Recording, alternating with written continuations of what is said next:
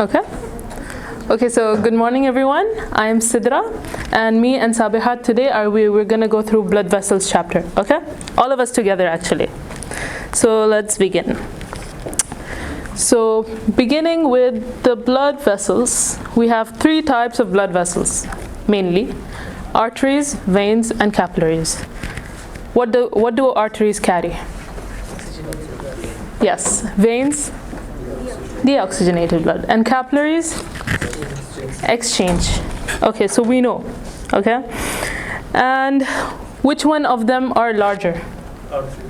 Arteries. Okay, and the smallest? Okay. How does the blood move in the body? From arteries to arterioles, from arterioles to capillaries, capillaries to venules, venules to veins, veins back to heart. Okay, and this blood vessel system is a closed system in the body. Okay, and yeah, that's it for the introduction. Okay, so you guys said arteries carry oxygenated blood. What are the exceptions? Yes. Pulmonary artery and umbilical arteries. Yes. Okay, you guys are pretty good. Let's continue. Okay, this is what we discussed. Now I have questions. The first question, who'd like to answer? Do I read the question for you guys? Do I read it or just answer? Your wish. Which of the following layers of large vessels contain a system of tiny blood vessels for their nourishment? It's supposed to be A. Yes.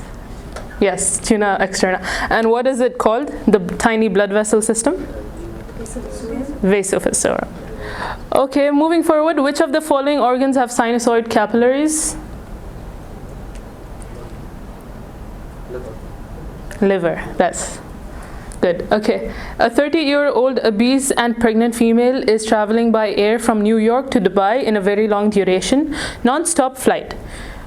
She was sitting in one place for an entire duration of the flight. Which of the following blood vessel pathological conditions she might develop?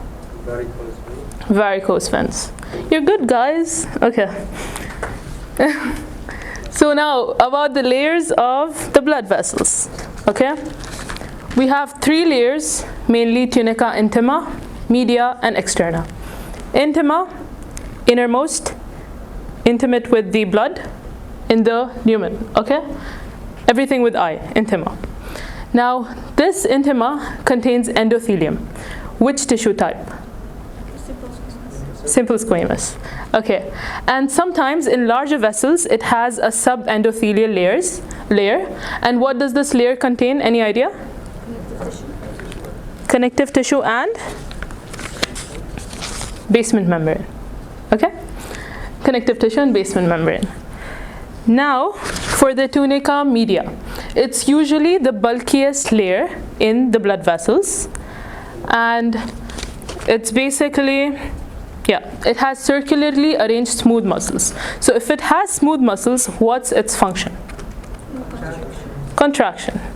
What about tunica intima? What's its function? Lubricating.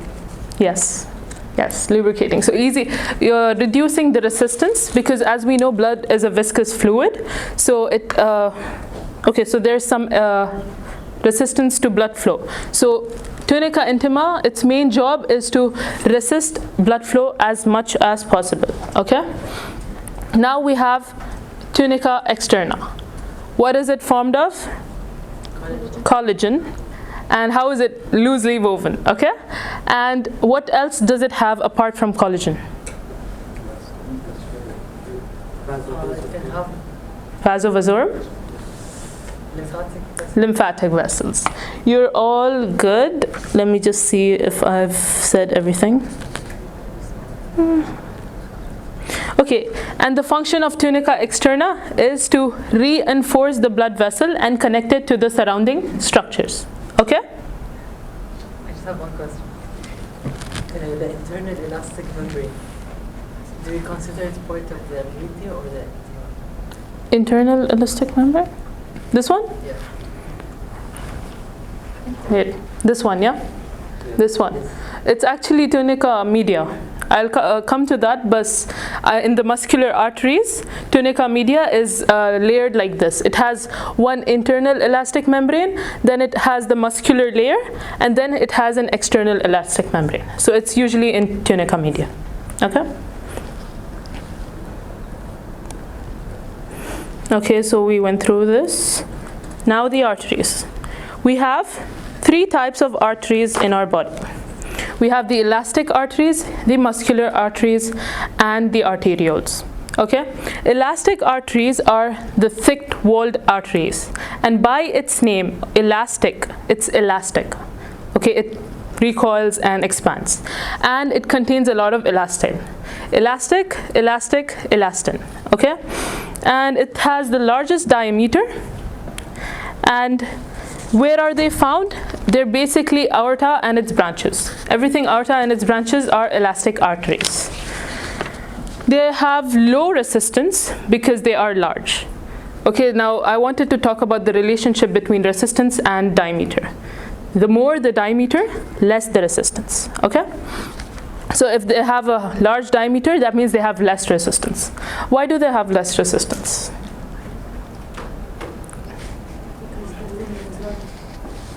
Because the limb is Yeah, but like, what's the idea of it? there's more area for each amount of blood to flow through. Yes, right. Okay, and do you know what's the, oh, it's already here. Okay, elastic arteries are also called conducting arteries because they conduct blood. Now they have this recoiling and expanding feature.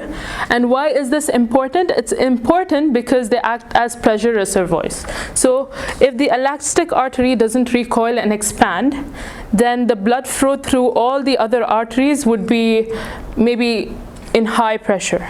Okay, a lot of high pressure. So you know the normal blood pressure, right? 120 mmHg. So just imagine if our artery does not expand when 120 is pushed out of the heart. Other arteries would also experience such amount of pressure and the capillaries could like just burst, okay? Then we have muscular arteries. They're also called distributing arteries, and these are usually the muscular arteries are the ones that are usually named, like brachial artery, radial artery, all of these are muscular arteries. And they have the thickest tunica media. Okay, muscular media, thickest tunica media. And they are more active in vasoconstriction. So if they are more active in vasoconstriction, what do they have? They have smooth muscles, right? And the layering thing I just explained to you guys, 2 elastic membranes, and in the middle we have smooth muscles in the tunica media of muscular arteries. And they are less stretchable, so they have a less elastic membrane and more smooth muscles. So that's why they can't stretch like elastic arteries, but they can constrict that elastic arteries cannot do. Lastly, we have arterioles. They are the smallest arteries, and they are also called resistant vessels. So arterioles are the arteries that determine how much blood is going to go into a capillary. If they constrict, the capillary can be bypassed and no blood can go to the capillary. If they dilate, blood goes to the capillary and there's exchange in nutrients in specific areas. And their constriction and dilation is regulated by several neural, chemical, and hormonal influences. Okay? Capillaries, smallest blood. Am I too fast, guys? If I'm too fast, let me know. Okay, capillaries are the smallest blood vessels, and they contain only the tunica intima and basement membrane. And sometimes you have pericytes present. What are pericytes? Stem cells. So what's their job? Regenerate and form scar tissue. Okay? And they also stabilize the capillary wall. And they help control the permeability of the capillary. Okay? 3 functions. 3 functions. Stem cells stabilize capillary walls and help control permeability. Okay?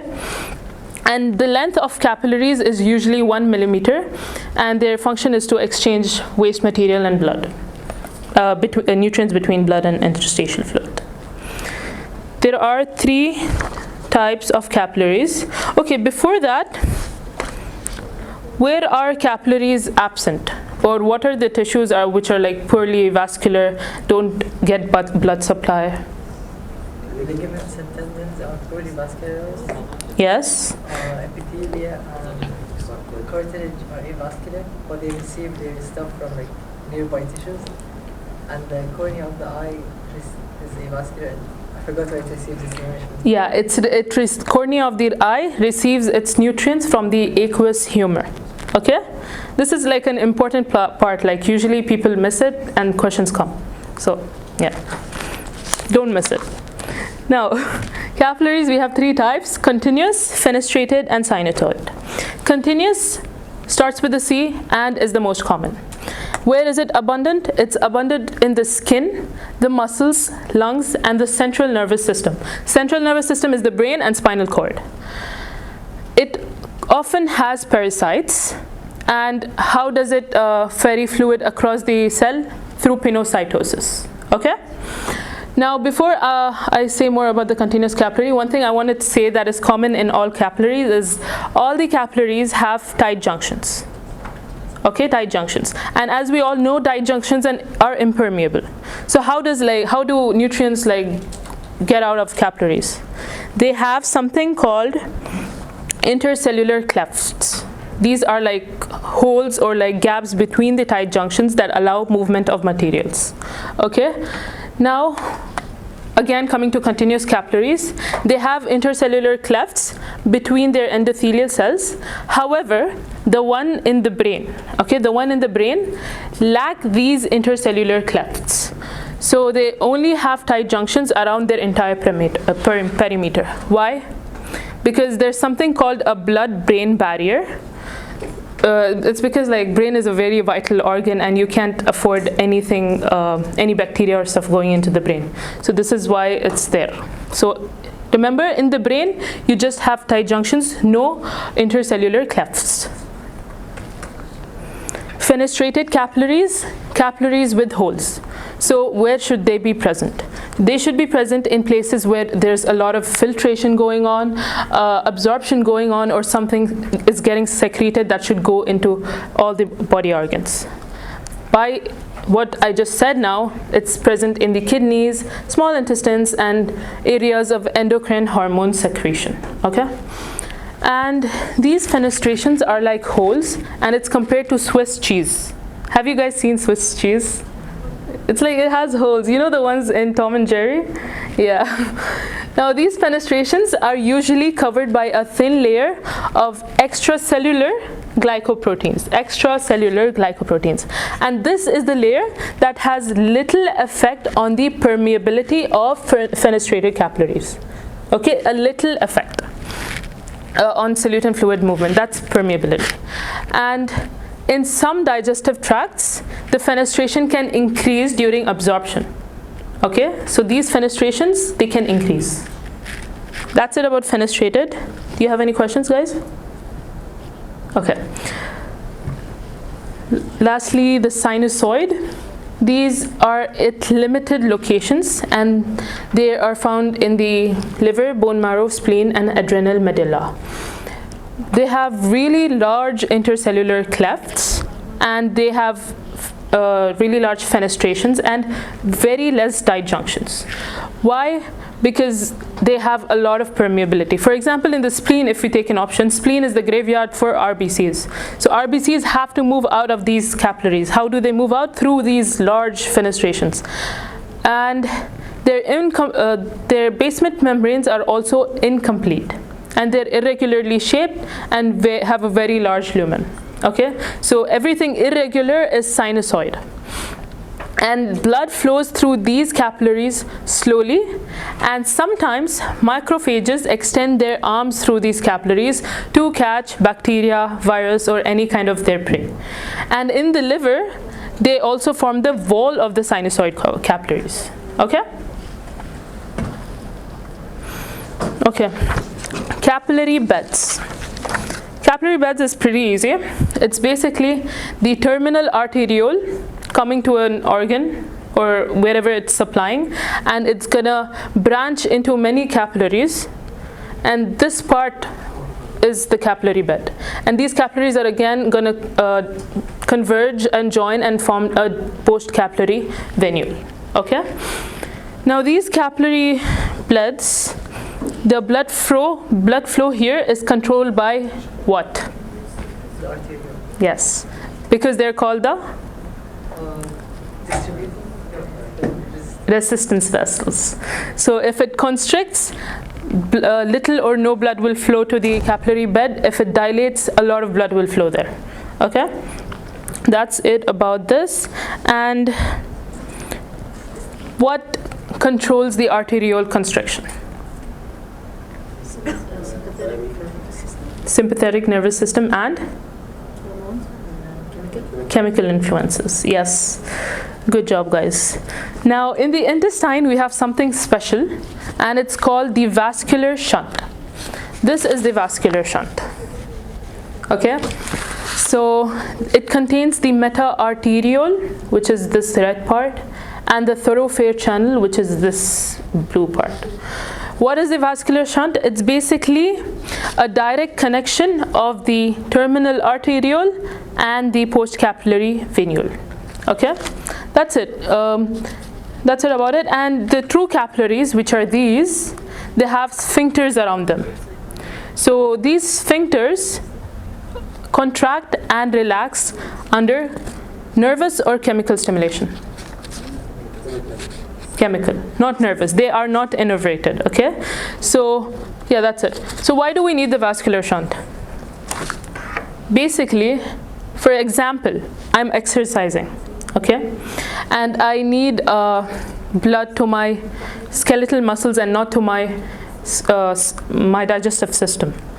So that's when this vascular shunt is going to be activated, so that blood doesn't go here and there and directly goes to wherever it has to go. Yeah, but on the contrary, when I'm resting, this vascular shunt will be opened and it will allow absorption of nutrients from this capillary bed.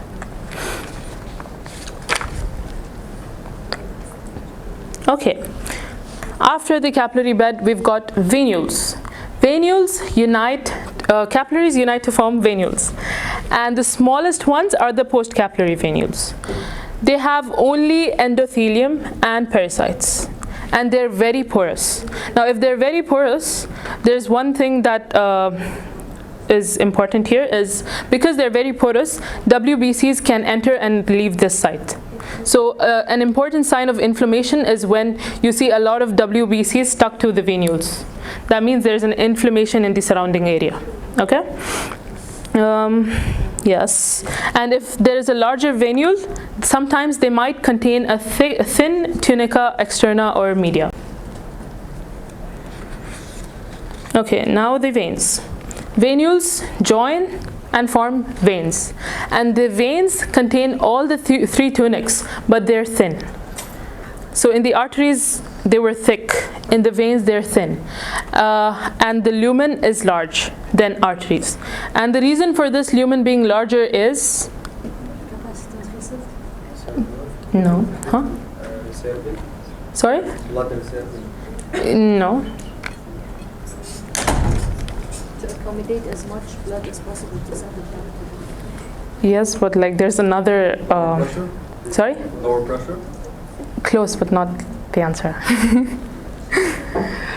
For the resistance in these vessels to be low. Now, why do you need low resistance in veins? Yeah, because the pressure is already low in the veins. So if you have high resistance, then the blood can go back to the heart, and that's an issue. That is why you have larger lumens in the veins. And these are called capacitance vessels because they hold up to 65% of the blood supply at any time. Even though they hold this much, they're not like even filled to their 100% capacity. And lastly, pressure in veins is very low. Okay, so if pressure in veins is very low, they have structural adaptations so that blood doesn't go back into from wherever it came from.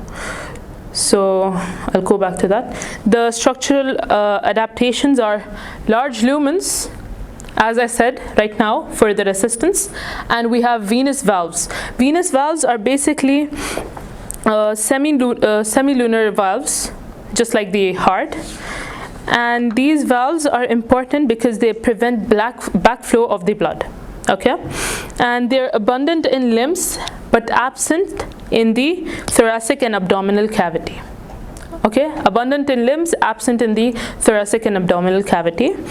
And that's it about this. Do you have questions? Questions? Okay. Now there's something called venous sinuses. These are highly specialized flattened veins. They're flat and very specialized, and they have really thin walls. They only have endothelium. Okay, and they're supported by the tissue that surrounds them, rather than by tunics. For example, in the brain, we have this dural venous sinuses, which is supported by the dura mater of the brain. Okay, this is like a special types of vein, special ones. Okay. Homeostatic imbalance. Okay, so we have varicose veins. I'm sure all of you, this is like famous, like you guys know more than me about it for sure. Now I want one of you to explain what's varicose veins, if you can. Like, if it's okay, no pressure. Come on, guys. Yes. When the venous valves are incompetent or doesn't function properly, so the blood, instead of going back to the heart, it stays in the limbs, so it causes edema. Yes. Okay, so just like she said, the blood pools in the limbs and is not able to go back to the heart. And why does this happen? Sometimes hereditary, sometimes prolonged sitting position, obesity, pregnancy. This hinder the return of blood from the veins to the heart. And what else? Yeah, the valves weaken and the venous wall stretch. So the blood is basically being leaked back down. And venous pressure can also cause varicose veins. For example, when you want to deliver a baby or have a bowel movement, intra-abdominal pressure raises, and this basically prevents the anal veins from draining up, and that results in varicosities, and it's also called hemorrhoids. It's pretty famous. And this is a picture of varicose veins. As you can see, the veins look irregular. There's a little like swelling, and yeah, that's it. Dilated veins basically. Okay, so now before we discuss the relationship between blood flow, pressure and resistance, what's blood flow? How much blood volume passing through a vessel in a specific time? Yes, not only a vessel but the whole system. And when we consider the blood flow for the whole system, what do we call it? Cardiac output. What about blood pressure? Force over area. Force over area. What's exerting the force? Over the wall of vessels. And lastly, what's resistance? The force that's opposing the flow of the blood. Resistance is influenced by what factors? Diameter, viscosity, and length. Okay. Okay. So this equation is basically summing up the relationship between flow, pressure and resistance. That is, blood flow is directly proportional to pressure. So if pressure increases, the blood flow will directly proportional to the difference in pressure. More the difference in pressure, more increase in the blood flow.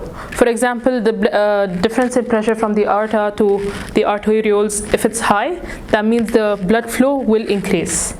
And the relationship between TPR, that is total peripheral resistance, and blood flow is inversely proportional. So higher the resistance, less the blood flow.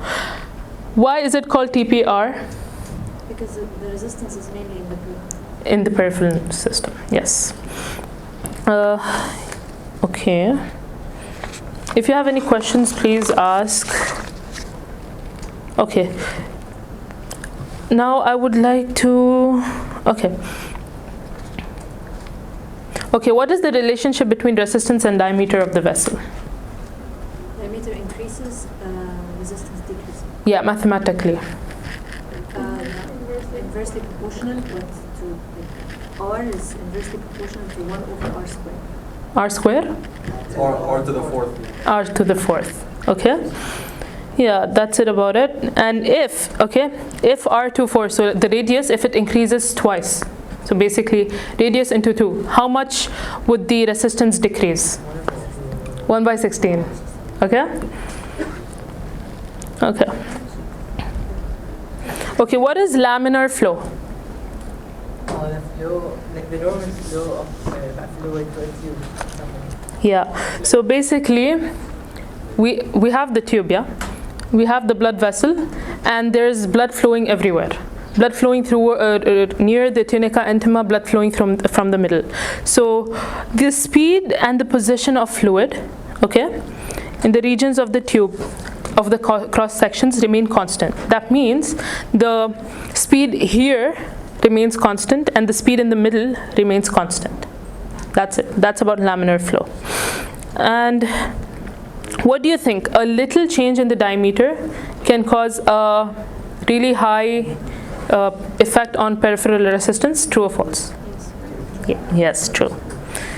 And what are the major dependents of total peripheral resistance? Major resistance, which blood vessels?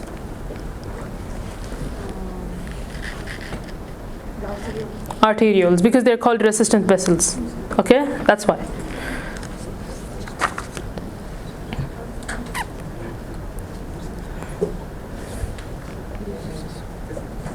Okay, before that, what's more important in this equation? Is it change in pressure or TPR?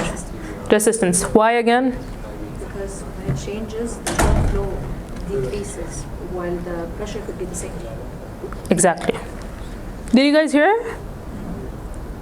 Okay. Okay. Now let's move forward to the arterial blood pressure. It is determined by two factors. How much the elastic arteries close to the heart can stretch. So the more they stretch, the lesser the arterial blood pressure, and the volume of blood forced into them at any time. Okay? Arterial blood pressure is determined by both of these. Now, before I move into arterial blood pressure, I want you to answer some questions. A 30-year-old patient survived a bad car accident and was transferred to the hospital after losing a large amount of blood. What do you expect to find in this patient? A, okay. And the velocity of blood flow decreases when?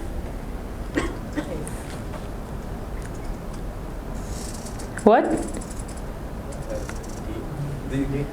D, okay. So more viscous the fluid, yeah. Okay. Okay, now we talk about the systolic and diastolic pressures. Okay, that's like the arterial blood pressures. So, okay, I'm gonna speak and you can look at this video for like reference. Okay, just to imagine what I'm talking about. Okay, so basically, when the left ventricle contracts, okay, it will push blood into the aorta. And this aorta now stretches. See, you can see it stretching. See? Did you see it stretching?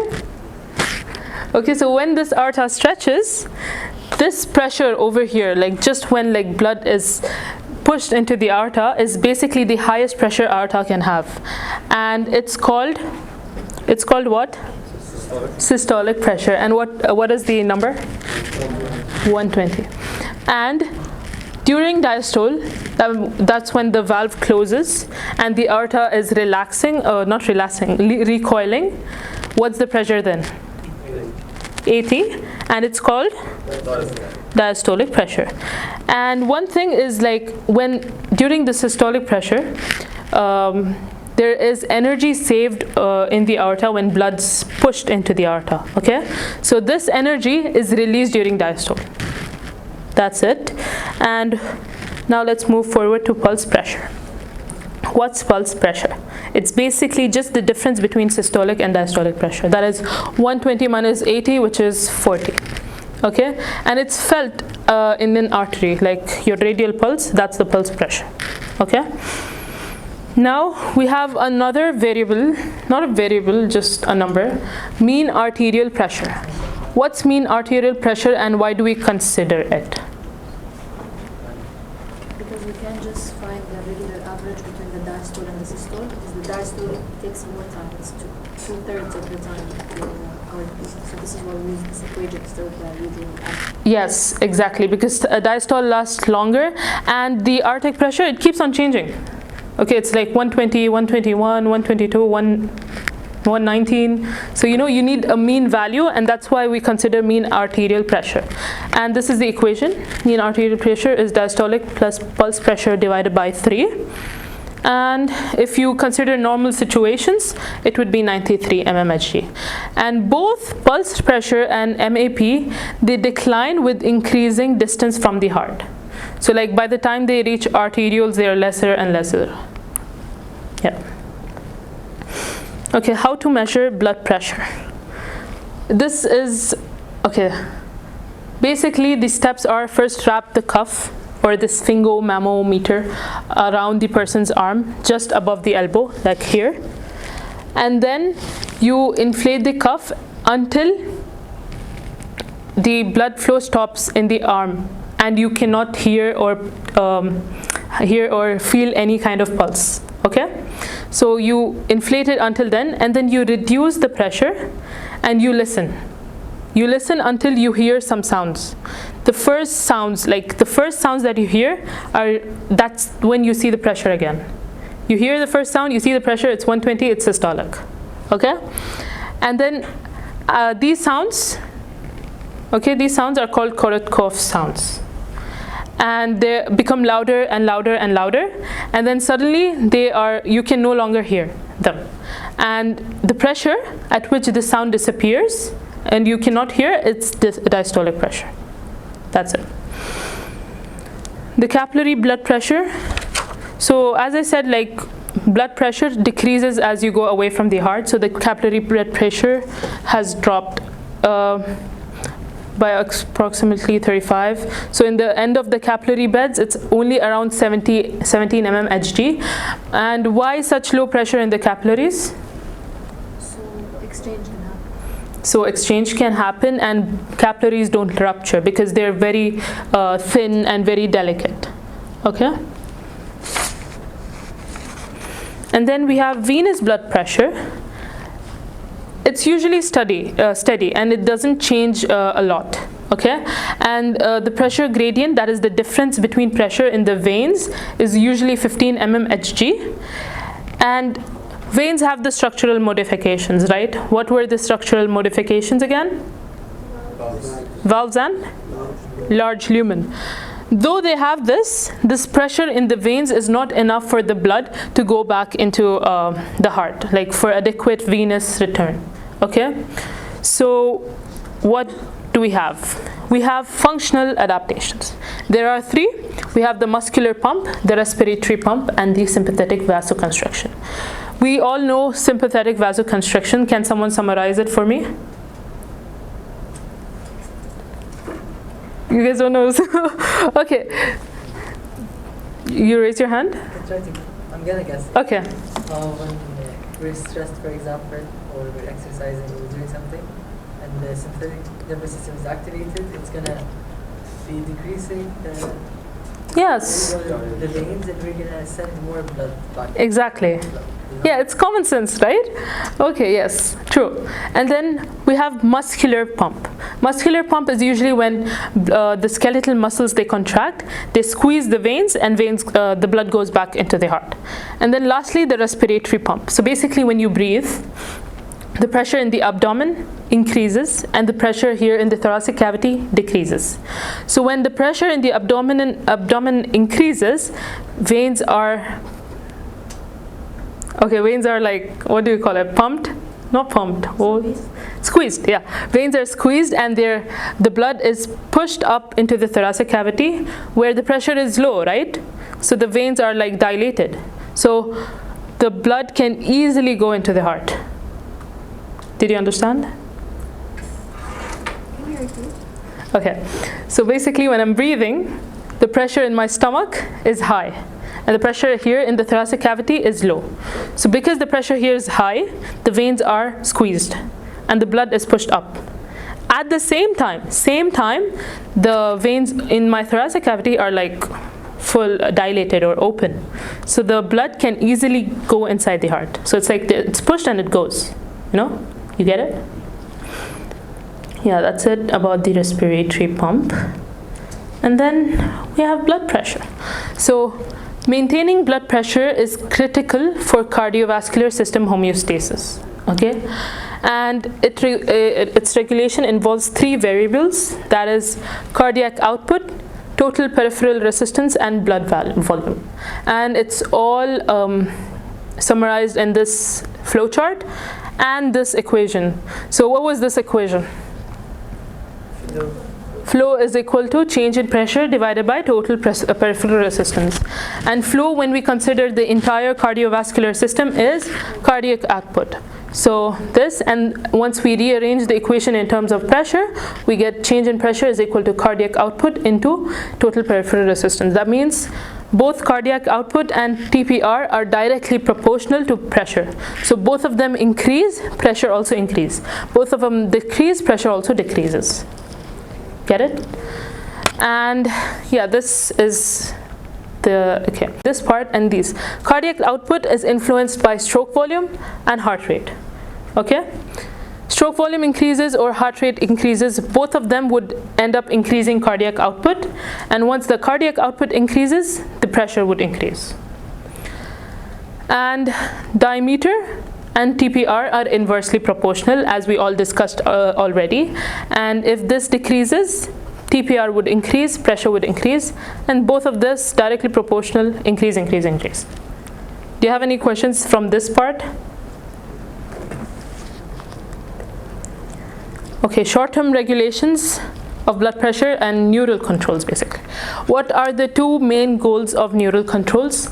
It's to maintain adequate mean arterial pressure, to maintain like adequate pressure for the blood to go into the arterioles, into the capillaries, and also to alter the blood distribution to specific organs. So when my skeletal muscle wants blood, I'm not going to be supplying my digestive system. So that's the main job of neural control. And where does it happen in the brain? Medulla oblongata. Yes. And so the medulla oblongata, it has the cardio-inhibitory center, cardio-acceleratory center, and vasomotor center. What does vasomotor center do? Changing the diameter of the vessel? Yes, and it keeps on like sending signals to have like a vasomotor tone, like keeping the blood vessels contracted. Okay. Now we have something called baroreceptor stimulation. Can you guys say what are baroreceptors? Or where are they found maybe? Yeah. They detect the stretch, so when the blood vessel is stretched due to high pressure, they send impulses to the medulla oblongata to decrease the blood pressure. Yes, they detect stretch. So this picture is very important from the textbook. Basically, when blood pressure increases, baroreceptors are stimulated or activated. So once they are activated, they stimulate the cardio-inhibitory center. That means they activate the cardio-inhibitory center. They want to inhibit the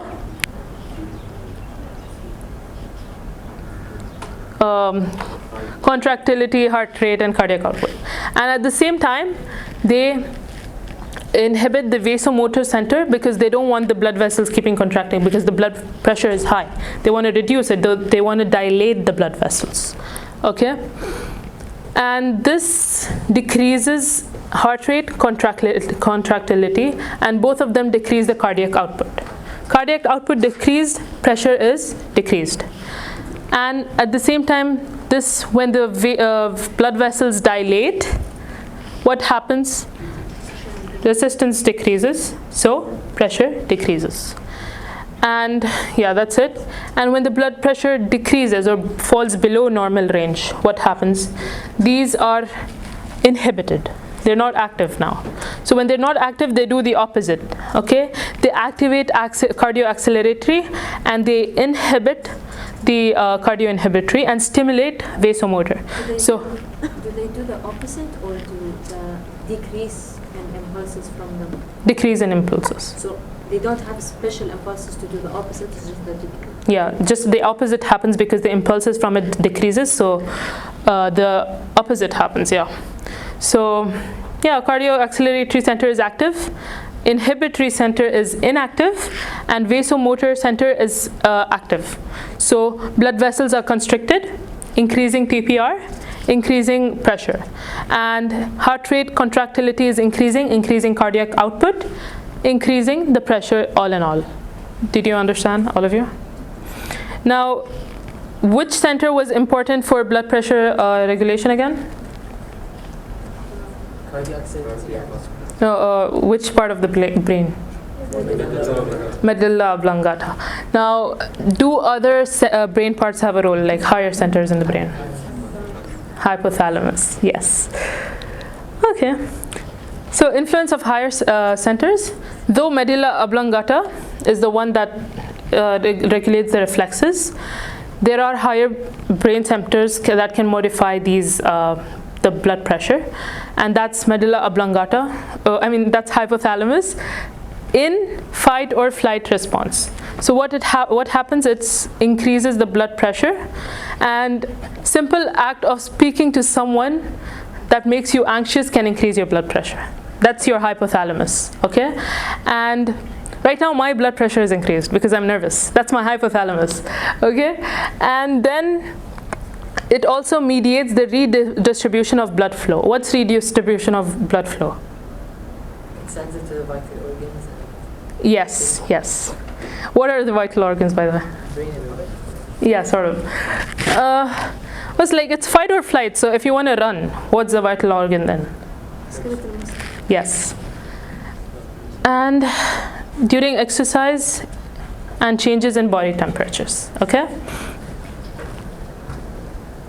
Yeah, apart from that, the chemical reflexes. What do you guys know about the chemical reflexes? Baroreceptors, yes. Chemical?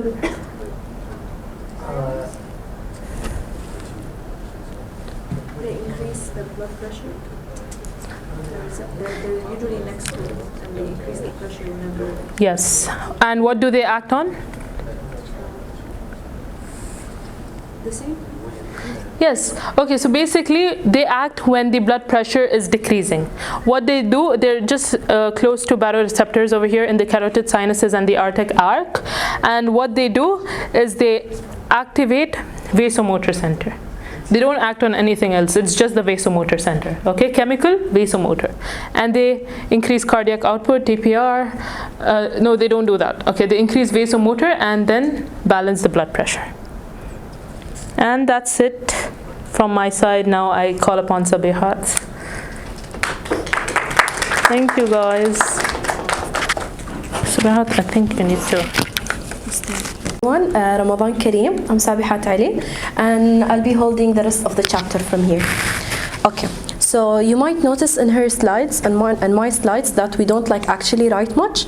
Especially on my slides, you will find that it's تقريبا copy paste the book. So I don't use PowerPoints. Well, I advise you guys to don't use PowerPoints as well.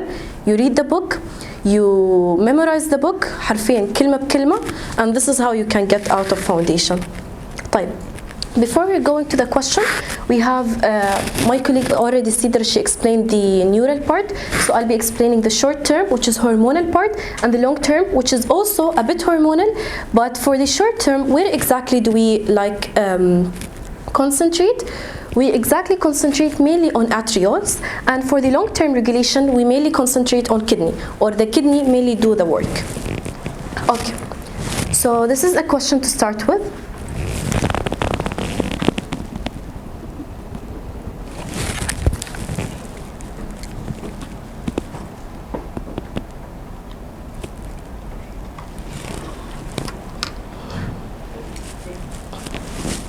A. Do you have any other answers? Okay, we'll come to it again. So for the short-term regulation, hormonal control, you need to focus on three things. What is the control? what hormone does the control, first of all, and then you have where does it do? Is it in the arterioles? Is it in the kidney tubules? Is it on the heart? Where exactly is it? And the third thing is what is actually the function of it? Does it increase the blood pressure or no? Even if it increases the blood pressure, what does it exactly do? Does it increase the total resistance or decrease the total resistance? Does it play or function on the cardiac output or maybe in the blood volume itself? So we have 4 main hormones in the short-term regulation, starting with the epinephrine and neuroepinephrine. For epinephrine and neuroepinephrine, they are hormones, you took them from the endo chapters, and their main function is to constrict the blood vessels. They have another function is to increase heart rate. So these two things, that means that the site of action will be heart and arterioles. So for heart, it's going to be mainly beta-androgenic receptors, and for arterioles, it's going to be alpha-androgenic receptors.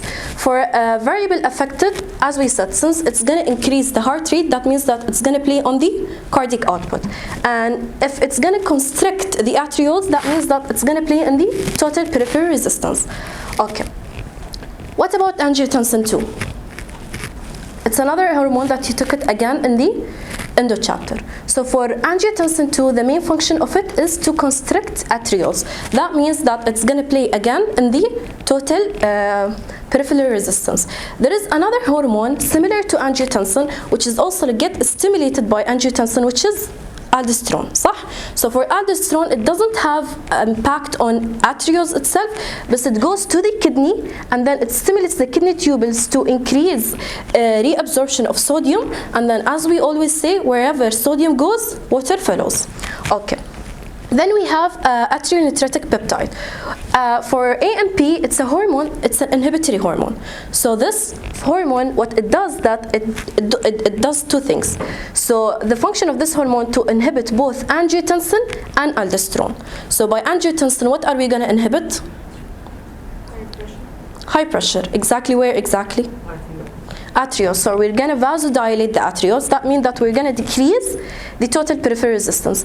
And for aldosterone, we're going to, again, the kidney tubules, what do? They will, instead of retaining, they will actually excrete of sodium. Exactly. So that way it will decrease blood volume. Now we can go back to the question and read the other options. So the D option, it says decrease in aldosterone and increase in EDH. What do you think? Okay. What about increasing aldosterone and decreasing ADH? Decreasing aldosterone and decreasing ADH. So both of them should increase. Now there is another hormone called ADH. For ADH, I'd like to memorize it this way. What is the other name of ADH? Vasopressin. So vasopress, vasoconstriction. It does vasoconstriction, increasing the total peripheral resistance, increasing blood pressure. Okay. We didn't do this question, صح? What do you think, guys?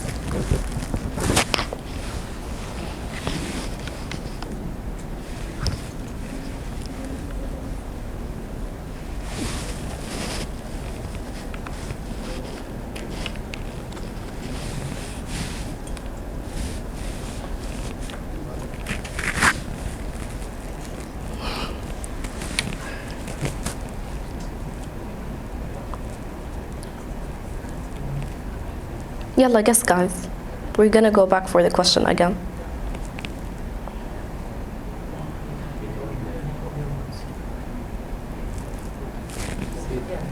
C, release of renin and activation of angiotensin. Okay, so this will be our bet. We'll come back to the question again. So let's understand what is the long-term regulation and the short-term regulation. Sorry, the direct and the indirect renal mechanism. When we talk about renal mechanism, that means that we are focusing on the short or long regulation? Long regulation. Okay. For long regulation, as I said, there is direct and indirect. For direct, that means that the kidney will do the job على طول. يعني no hormones, no anything على طول. So, in a scenario like this, if I told you that, do you know what is kidney filtration? Okay, so basically inside the kidney there is nephrons. These nephrons are the functioning units of the kidney. So inside these nephrons there is agglomerates. This agglomerates, it does certain steps to have from blood to urine.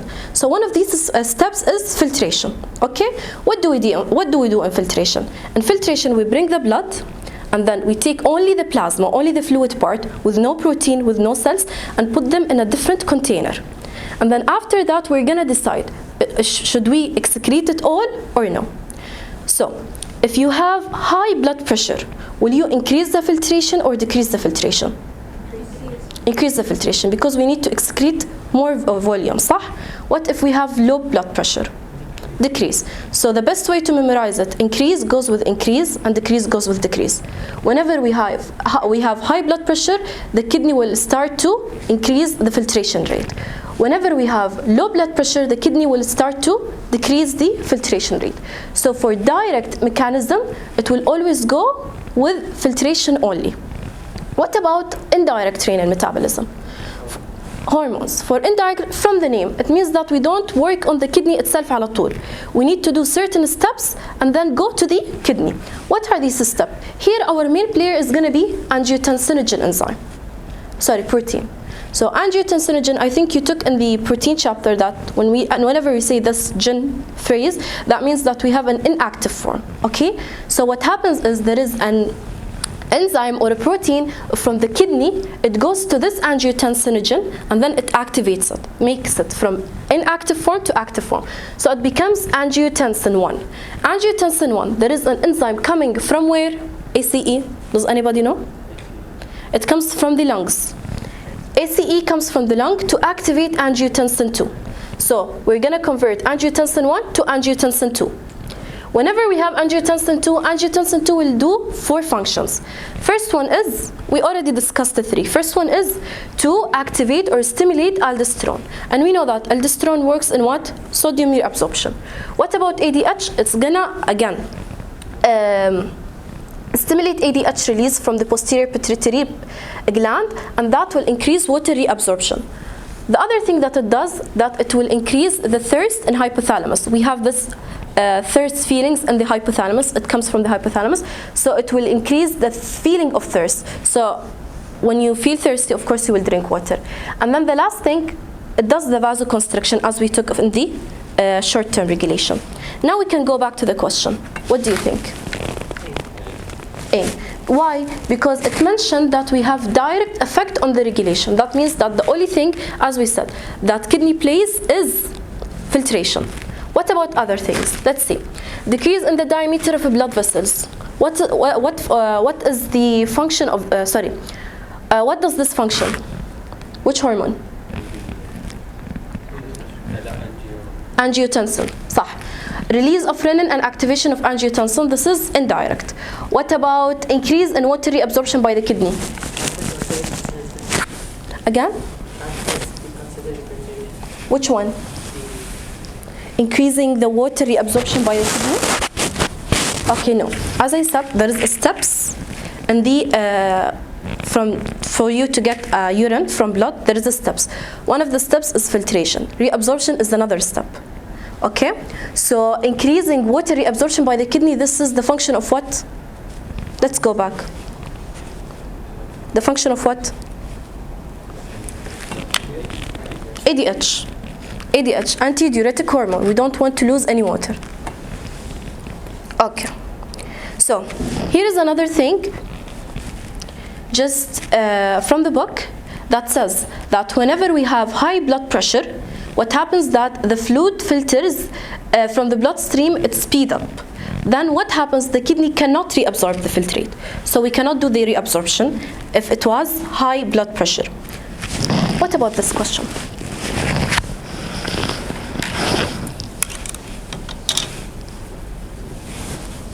Go ahead. A. Okay, our bet is there. Okay. Before answering the question, want me to go back? Okay. Okay. No problem. Okay. Identify this structure. It's from our exam, by the way, from the final exam. Go ahead. Ventricles. Do you have any other? Okay. Which one do you think is the left ventricle and which one do you think it's the right ventricle? The larger one. Okay. Do you think this is normal? No. No, it's not normal. Why? So, this is hypertrophy, exactly. So this is a myocardium heart of a hypertensive patient. What happened is that the muscles, they did hypertrophy. Why? Because of the overload, because of the pressure. So high blood pressure, that means that we have higher demand on the myocardial fibers. That leads to what? Hypertrophy of the left ventricle. Why left ventricle? Why not right ventricle? By the way, this small one is the right ventricle. It pumps blood in more high pressure. طيب, what is hypertension or high blood pressure?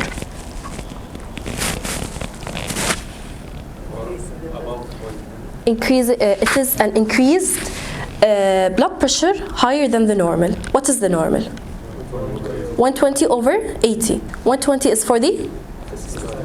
80 is for the? Systolic means during contraction or relaxation. And 80 is for the relaxation. طيب. So hypertension is a chronic disease. Most of the chronic diseases are diseases that have no cure. Hypertension is one of the diseases that has no cure. There is a treatment for it, like they do give some drugs. I'll mention them later. However, you cannot take these drugs and stop and then khalas, there is no hypertension. You will keep on using this drug. The cause of primary hypertension, I'm going to focus on primary hypertension first, is unknown. That means that there is some risk factors, but the exact cause of hypertension is still now unknown. So let's look at some of the risk factors. First, heredity. So if your parents are hypertensive, you're more likely to be hypertensive. Diet and obesity. Like what? If you're eating more sodium, more salt, more cholesterol, and more fat, you're more likely to have hypertension. Why do you think we have fat and cholesterol? Atherosclerosis, yes, and fat flakes. And then comes obesity for the same reason, atherosclerosis. I think you took the LDL, VLDL. When they accumulate in the blood vessels, they do cause atherosclerosis, and this is another cause of hypertension. Then we have stress. Here we're talking about chronic stress. So during chronic stress, there are certain hormones that they do get released from the pituitary gland, like cholesterol. So most of the glucocorticoids, when they get released, they do increase blood pressure. And then we have smoking, nicotine, specifically. What it does, that it increases blood pressure by increasing vasoconstriction and increasing TPR. And the last thing is DM, which is diabetes mellitus. Does anybody know why diabetes mellitus is prone for hypertension? No? Okay. It speeds up atherosclerosis. This is one. What else? Okay. What does diabetes mellitus do?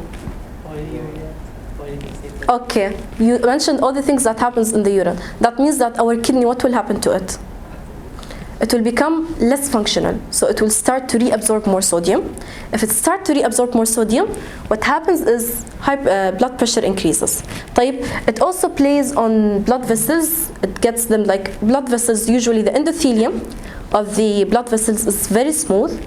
But because diabetes mellitus is there and glucose, what happens that it starts to become more rough and rigid. So, and they start to lose their elasticity, and this will increase also hypertension. Now we can go back to the question. Before going back to the question, sorry, I forgot to mention the secondary hypertension. Did I put it in the slides? I don't think so. Okay. For secondary hypertension is another cause of hypertension, but this time we have a cause. There is a cause for this hypertension, and usually it is because of another disease, like kidney diseases, hormonal abnormalities like Cushing disease and hyperthyroidism. These all, they contribute to the secondary hypertension. Another thing, that secondary hypertension, actually it does have cure. What is the cure or the treatment of secondary hypertension? Treat the disease. Exactly. You treat the cause, you treated the hypertension, because it wasn't the first thing. For primary hypertension, there is certain drugs that you can take, like beta blockers and beta blockers and calcium channel blockers as well. Coming back to this question, what do you think is the answer? A. What about other options? What about a 25-year-old male with renal failure and has a high blood pressure? Secondary. طيب, what about a business man whose blood pressure is 160/80 after the meeting? Not chronic symptom. Not chronic. Why? Because we know he Yes, he just came out of the meeting. And there is another thing that actually the diastolic is normal. If you can see, the diastolic is normal. So mainly people who have a normal diastolic and a slight increase in the systolic, we call them, they are at a risk of hypertension, but they didn't develop hypertension yet. طيب, what about 170/110? B.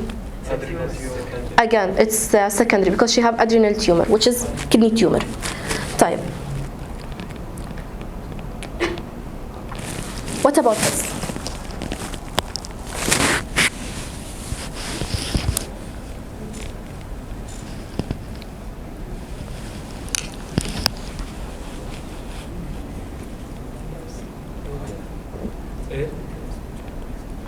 Calcium channel blockers. Why not water?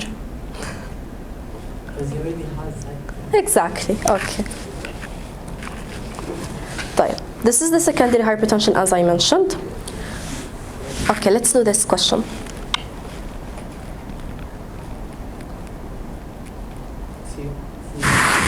C, orthostatic hypertension.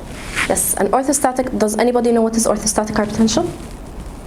Go ahead. I think it's also related to bioreceptors. Yes. Your bioreceptors are not working, you don't have time to adjust. Yes, exactly. So your blood flow is not enough to reach all your body systems, so that causes orthostatic hypertension. Hypovolemic shock. This, I want you guys to answer this question before.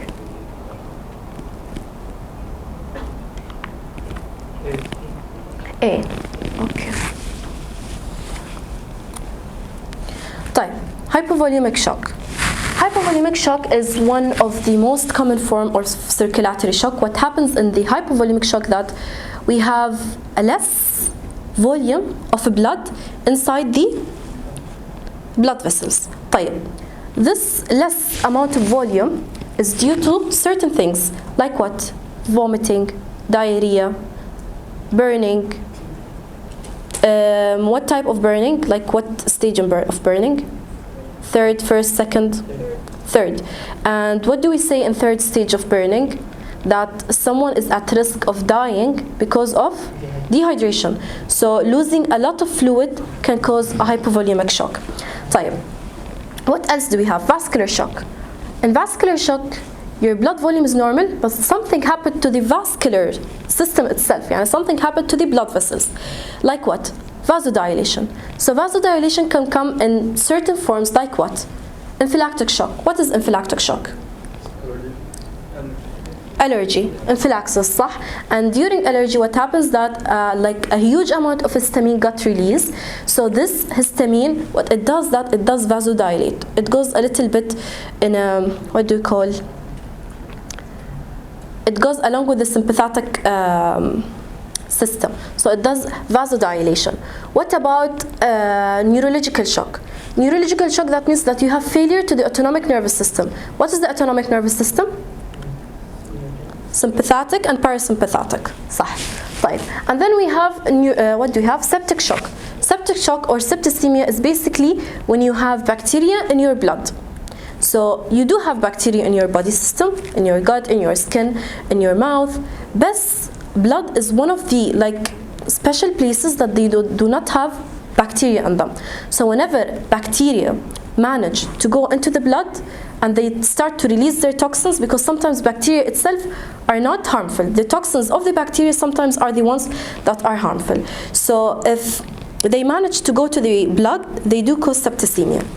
The last thing we have is cardiogenic shock, which means that we are having some problem like a pump failure or insufficient, or the heart itself cannot pump any more blood due to myocardial infarction, due to fibrosis. So this we call cardiogenic shock.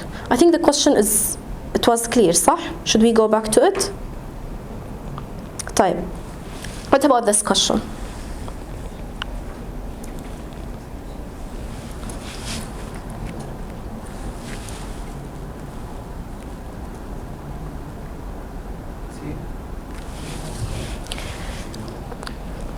Okay.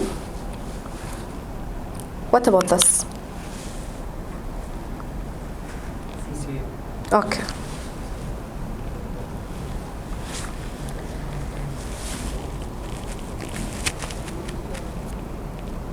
Okay.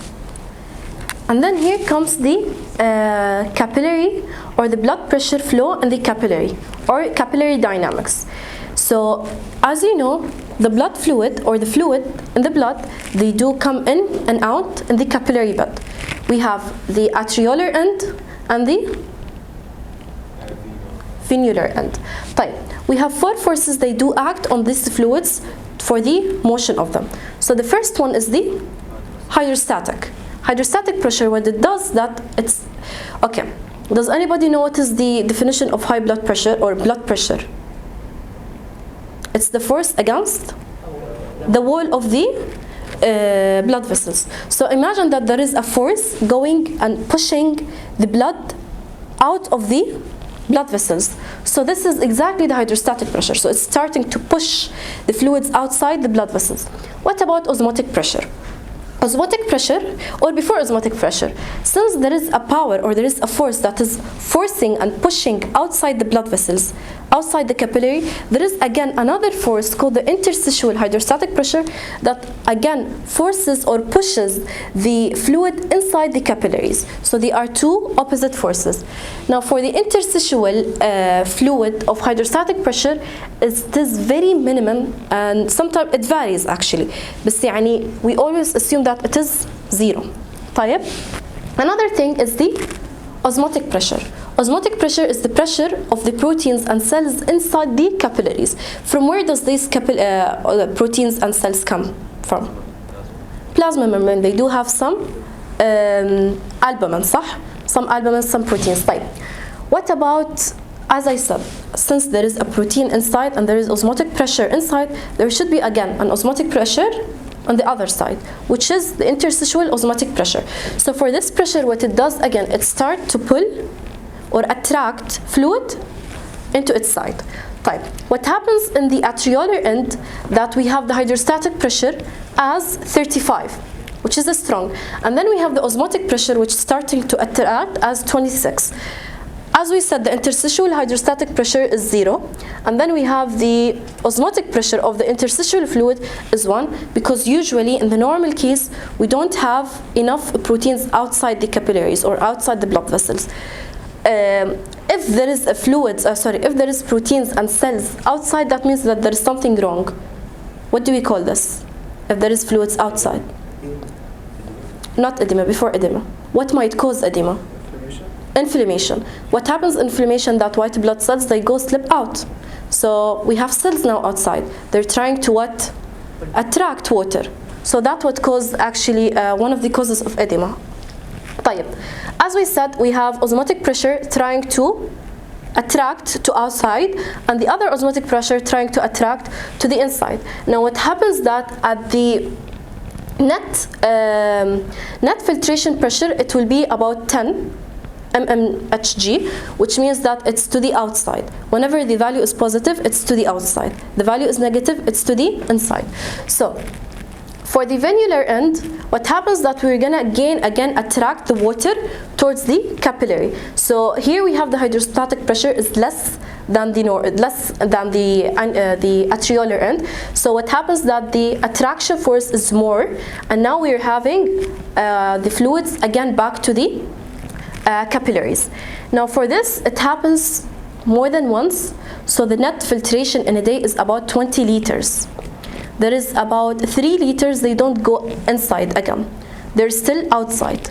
So there is another system called lymphatic systems. They do come and they take this 3 liters and put it back in the veins. طيب. Let's look at this question first.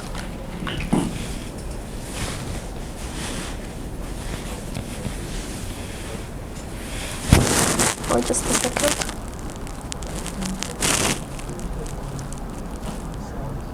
Okay.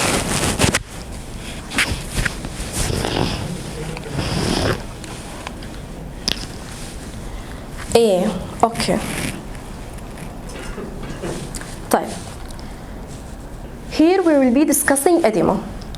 Edema is basically when we have fluids outside the capillary bed. طيب. As we said, there is 4 forces, and these 4 forces, if something happened to them, there is imbalances of these forces. What happens is that edema starts, we will have edema. طيب. Starting with the hydrostatic pressure. If hydrostatic pressure for any reason increases, it will push water outside more. That in this case we will have edema. What might be the causes of increasing hydrostatic pressure? Hypotension? Hypertension, okay, valid. We have more tension and then there is more hydrostatic pressure. Okay, صح. What else? Blood vessels, yes, يعني more specifically veins. If we have problems in the veins, there will be increased hydrostatic pressure. Again, we have congestive heart failure. If you have congestive heart failure, your hydrostatic pressure will increase. What else? Varicose veins. Again, it's another cause of capillary hydrostatic pressure to be increased. طيب. What about osmotic pressure? Capillary osmotic pressure. Will it increase or decrease in the case of edema? Decrease. What might cause an decrease in the osmotic pressure? Liver disease, which will cause what? Yes, less albumin. That means we have edema. حلو. What about interstitial fluid osmotic pressure? We talked about it. The osmotic pressure outside the capillary. طيب. Yes, in case of increase or decrease? Increase. If the interstitial fluid osmotic pressure increase, mainly due to inflammation, they will start to attract water. طيب. The last one, مفروض يكون decreased where is it? Decreased interstitial fluid hydrostatic pressure, but we said that the value of it is mainly 0 and it's very variable and it's very like less, so we don't actually consider it. So we consider lymphatic instead. How? As I said, there is a fluid about 3 liters each and every day. You have them. If the lymphatic vessels they didn't take them, what will happen is that they will still accumulate there and this will cause edema.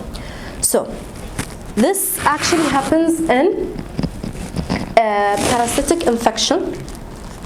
We'll go back to this question. You said the answer is A, which is congestive heart failure. Why not liver failure? Okay, liver failure has to do with what? Osmotic. حلو. Inflammation? Osmotic, interstitial osmotic. طيب. What about elephantiasis? I don't know how to spell it. You don't know it? Okay. So this is a parasitic infection that happens to, it targets the lymphatic vessels.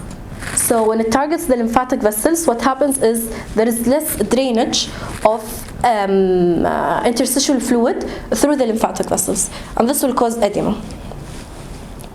And here you have our last question.